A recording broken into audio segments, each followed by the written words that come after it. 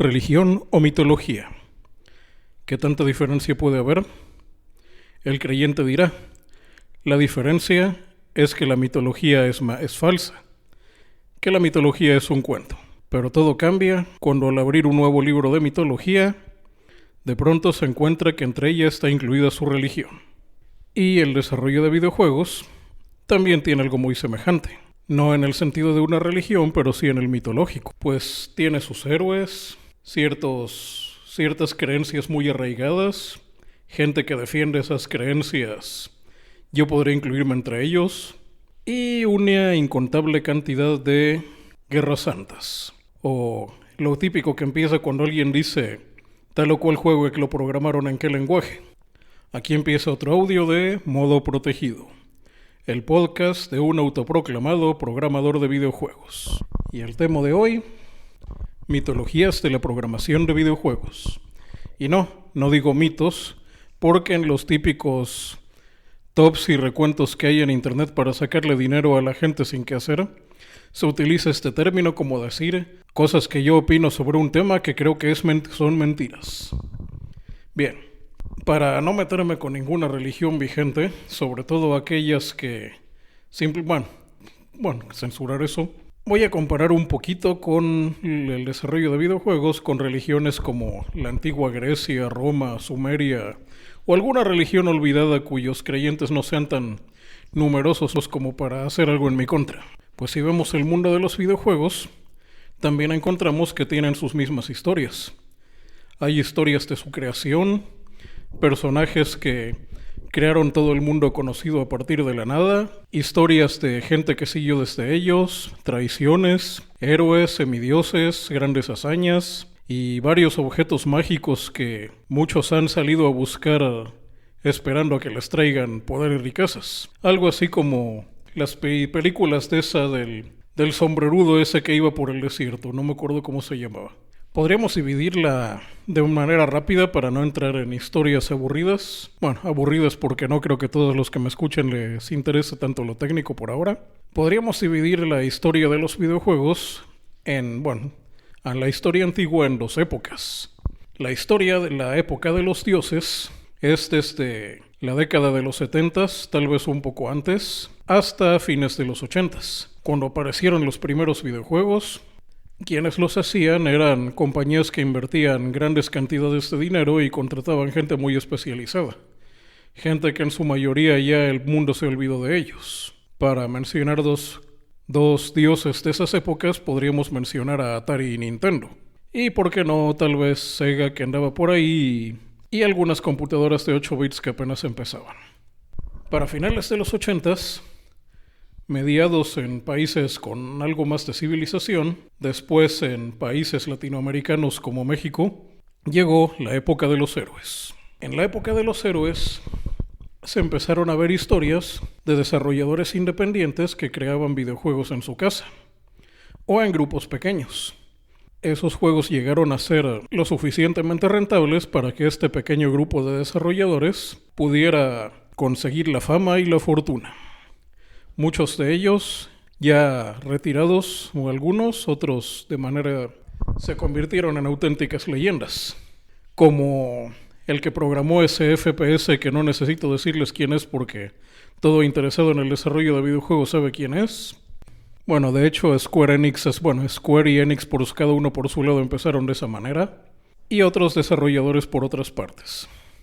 Una cosa muy interesante de la época de los héroes, y que es lo que, en opinión no solo mía, sino de algunos se le ha oído a más de uno, una cosa que inspiró a muchos a desarrollar videojuegos fueron las computadoras de 8 bits. Para que se den una idea los que no vivieron esa época, y podría decir que yo no la viví porque viví en la donde el gobierno impedía importación de tecnología, en esos tiempos lo que hoy conocemos como una computadora era algo inaccesible. Rondaba la típica computadora los $2,000. Y $2,000 de principios de los 90 eran mucho más dinero de lo que son ahora. Bueno, podrías comprarte un auto usado con eso. Y un auto no tan usado, por cierto. Eso eran las computadoras de verdad. Sin embargo, había otro tipo de computadoras que rondaban entre $100 y $200, que eran casi juguetes. Podría mencionar La MSX, la Commodore, la Sinclair, la Spectrum, muchas de esas máquinas que sobre todo en Europa fueron más conocidas que en Latinoamérica. Lo que hacía tan especiales a esas máquinas es que como eran muy baratas, tenían un hardware muy reducido y había que ser un programador muy bueno para poder hacer juegos decentes en ellas. Y eso hizo que de ahí surgieran grandes programadores. Además de que como eran baratas había más gente que podía comprarlas. Pero ojo, en esa época los videojuegos eran algo muy de nicho y aún más los videojuegos de computadoras de 8 bits. De hecho, como comparativa, muchos modelos de computadoras de 8 bits compartían procesadores con consolas de videojuegos como el Nintendo o el Sega Genesis o bueno, de esa época de 8 y 16 bits. Es más, creo que este es buen momento para contar una de mis historias. Hace muchos años, principios de los 90 han de haber sido, era una época en la que todavía no empezaba a programar, sin embargo era un gran fanático de los videojuegos. Tuve una discusión muy interesante con un fanático de las computadoras. Y como recuerdan, en esa época era difícil encontrar gente así, a menos que tuviera algún tipo de conexión con el gobierno para poder utilizar computadoras que no estaban al alcance de la población. ¿Cómo estaría que yo siendo como soy, lo veía a él como los normies ven a los geeks? Bien, una vez le hablé sobre mi pasión por los videojuegos. Entonces este personaje me dice con gran asco que las consolas de videojuegos eran una gran pérdida de tiempo y de dinero. Toda una blasfemia para mis oídos. Y luego mencionó que la mejor opción era una Commodore Amiga, que en ese tiempo no estaba bien seguro de lo que hablaba, pero sabía que tenía que ver con computadoras que no cualquiera podía conseguir. Y peor aún, bueno, esto ya sería para hablarlo en otro lado, tuvieron una mercadotecnia muy mala en México ese tipo de computadoras. Y sí, ahora que pienso como programador, no niego que sea cierto de que por lo menos una Commodore sí se hubiera podido programar, suponiendo que me hubiera interesado la programación en ese entonces, que no dudo que así fuera. Bien, en esa época fue cuando surgieron esos grandes héroes y todavía a principios de cuando las computadoras de escritorio se abarataron, ya estamos hablando de la época de el 486 y principios del Windows 95, ahí fue donde hubo más casos de gente que se hizo famosa por hacer juegos. Y por hacer juegos con sus propios recursos. En algún momento poco después de eso fue cuando empecé a programar. Me tocó, ahora sí puedo decir que me tocó lo último de la época de los héroes. Lamentablemente, para cuando aprendí a programar lo suficientemente bien para hacer un juego jugable, ya no digamos un juego vendible, la época de los héroes ya había quedado en el pasado. ¿Y qué me tocó vivir? ¿Cómo definir esta última época posterior a la era de los héroes? No sé si llamarla la era de los simples mortales o la era de los descreídos. Pues a partir de cierto punto, todas las grandes hazañas de programación no eran más que historia antigua. Sobre todo porque antes de eso la computación y los videojuegos no eran algo mayoritario.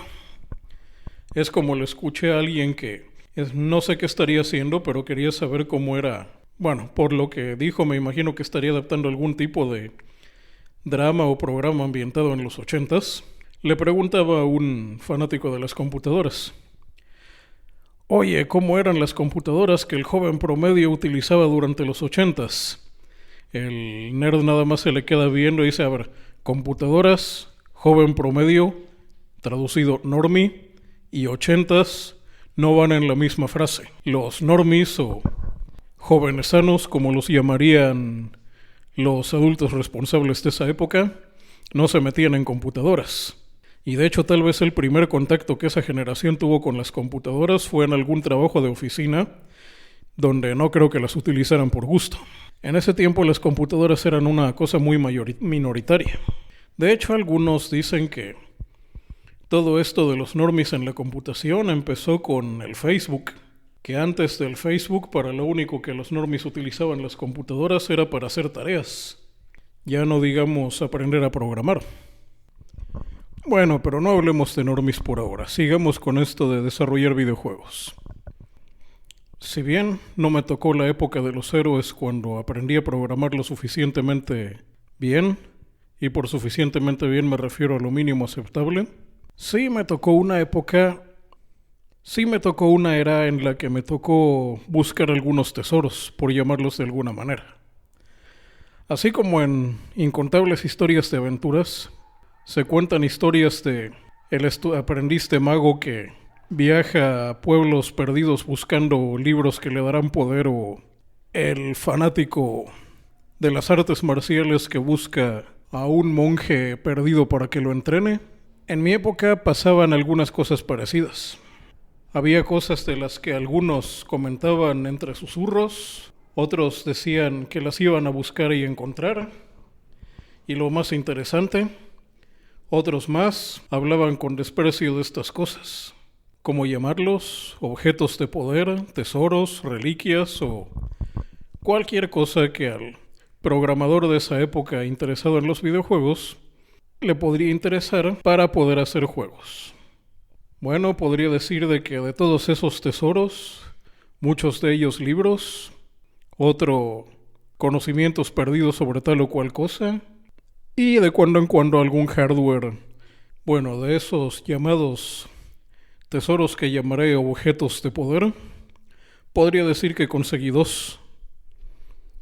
Uno de ellos fue el famoso libro de programación de gráficas 3D de James Foley, Computer Graphics Principles and Practice, que para uno iniciado en la programación lo confundiría con un libro de matemáticas, y por supuesto la programación en lenguaje máquina.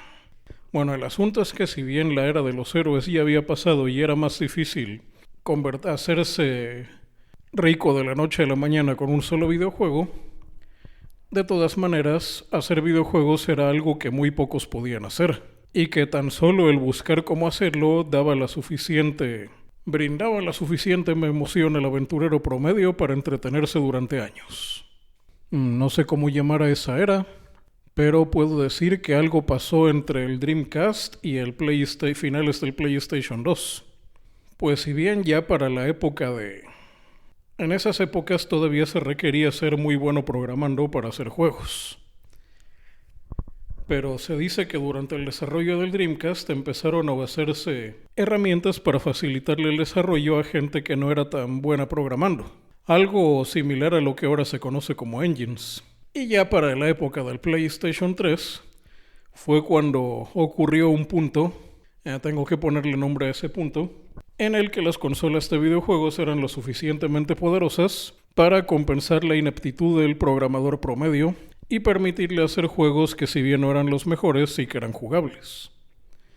Y bueno, todavía en esas épocas había programadores muy buenos que llevaban la consola más allá de lo que el programador promedio podía hacer, pero tampoco era algo obligatorio como lo fue en otra época. Para mí aquí fue donde me empecé a desencantar no puedo decir que de la programación, pero sí de lo que la gente conoce ahora por desarrollo de videojuegos. Pero como dije en el audio de Ahí vamos otra vez, ya en esta época hay desarrolladores aficionados que no vivieron lo anterior y creen que todo el tiempo existieron las herramientas de desarrollo y comercialización de las que disfrutamos ahora. De hecho, hay cierto controvertido personaje muy relacionado con la cultura. Bueno, creo que si digo cultura otaku, todo el mundo va a saber quién es, así que no lo diré, que decía exactamente lo opuesto a lo que yo estoy diciéndoles en este momento.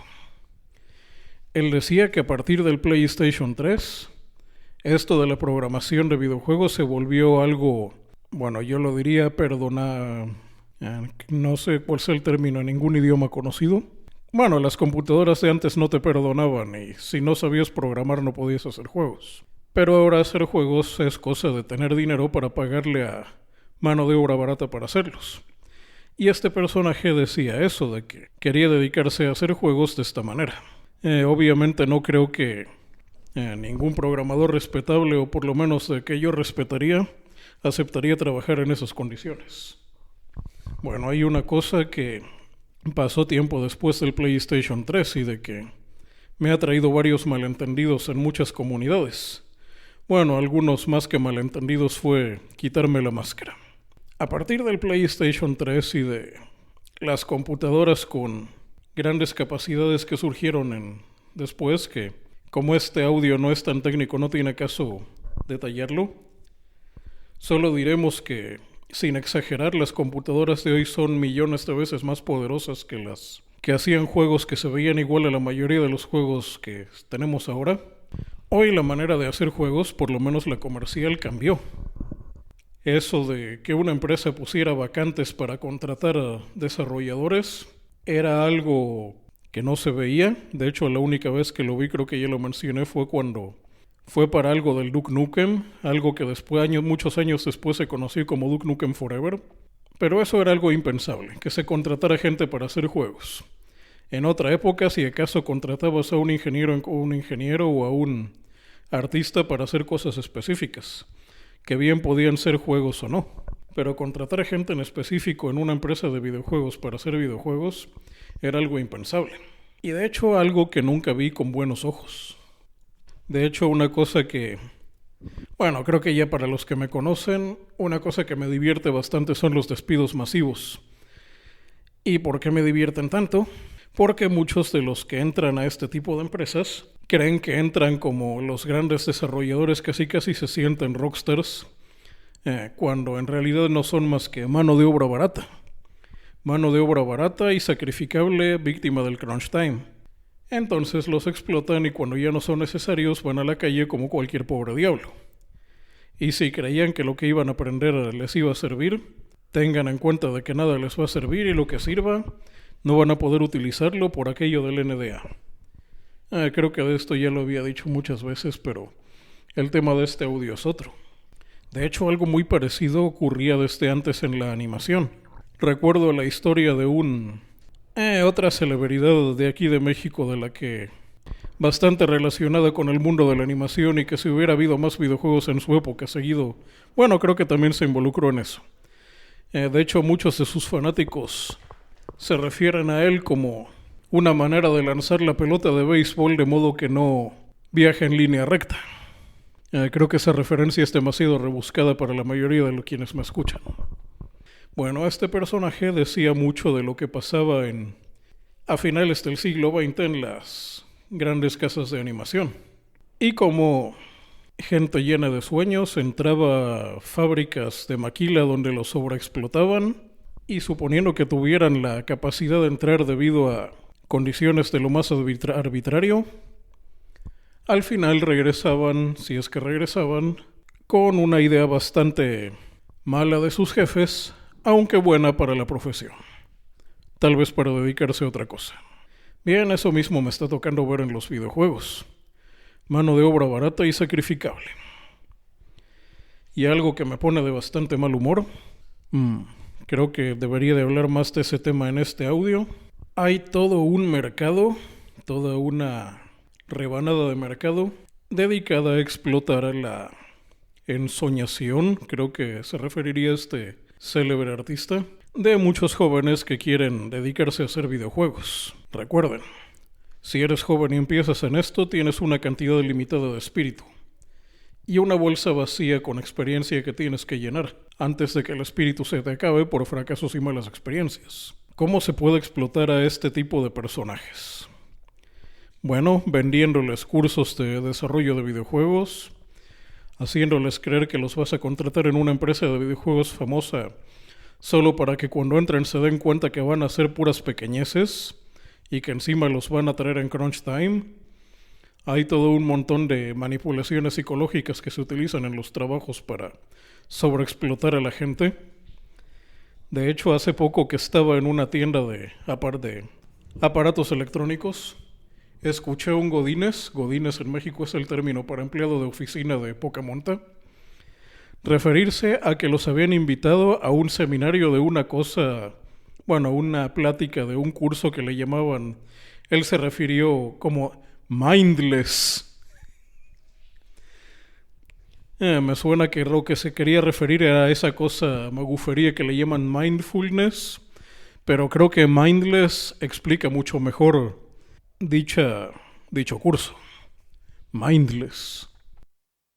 Bueno, mejor me acelero en el tema porque Queda poco tiempo e instalaron una especie de toque de queda del transporte que me va a hacer quedar atrapado muy lejos del centro de operaciones. Bien, un malentendido que he tenido mucho con ciertos desarrolladores más jóvenes es que, como saben, yo desprecio este tipo de alternativas laborales, y cuando lo digo hago comillas en el aire, en la que se le ofrece a jóvenes ingenuos entrar a la industria. Ya sabemos cómo acaban esas historias. Y muchas veces me dicen que yo desprecio este tipo de situaciones que por envidia, porque me gustaría que a mí me contrataran.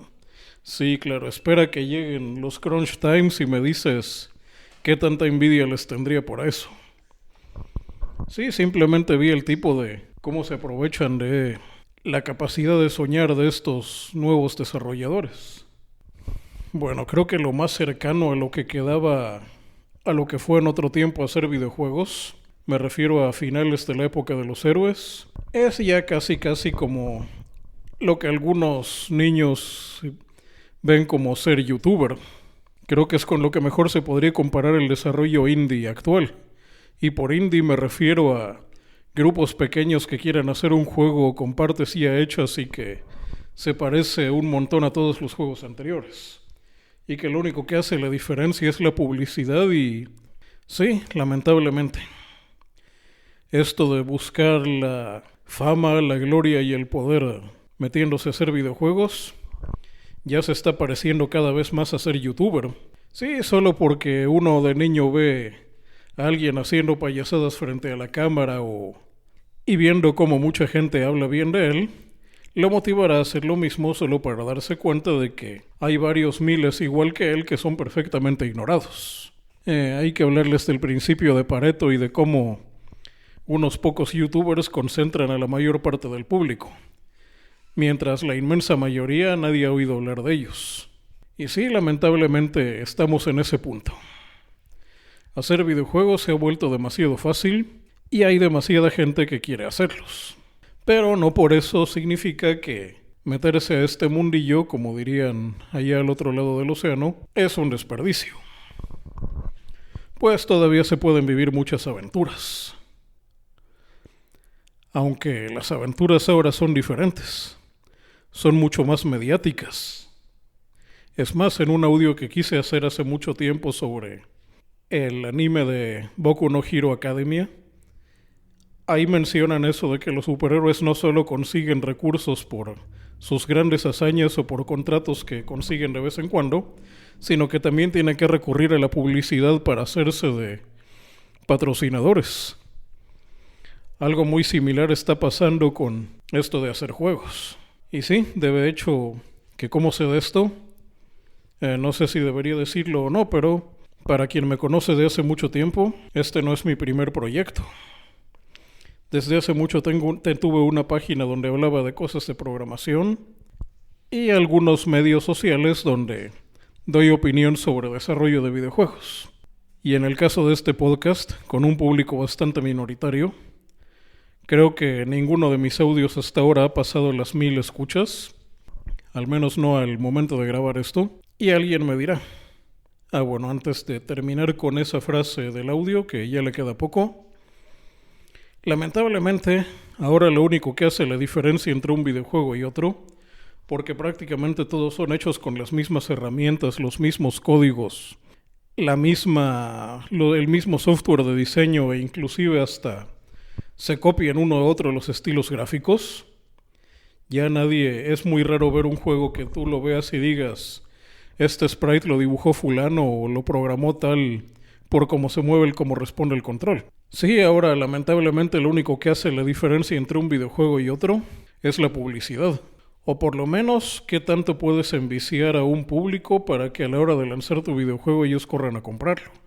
Volvemos a lo mismo de los youtubers. Es como pedirle a un publicista que te diseñe una campaña viral. Cualquier publicista sensato sabe que una campaña viral es algo que no está bajo el control del publicista, pero más de uno intentará hacerlo utilizando memes y aprovechándose de diversas situaciones de actualidad. Entonces alguien se me acercaría y diría... Es más, de hecho he visto muchas veces el caso de desarrolladores que dicen voy a hacer un juego, pasan años y no terminan su juego, y sin embargo tienen una comunidad de seguidores bastante grande. De hecho, conozco uno por ahí que está usando una versión actualizada del Click and Play, que era una especie de engine del que se reían mucho cuando empezaba a programar, que está en esa situación. Y entonces alguien se me acercaría y diría, ¿y tú por qué no consigues hacerte publicidad? Pues bueno, tengo que decirles algo antes de apagar este audio, que hasta ahora todo lo que saben de mí en internet es precisamente eso. Esto es mi publicidad. Ahora lo único que me falta es hacer un juego decente. Tal vez debería de terminar con: no dejes que se aprovechen de tu capacidad de soñar.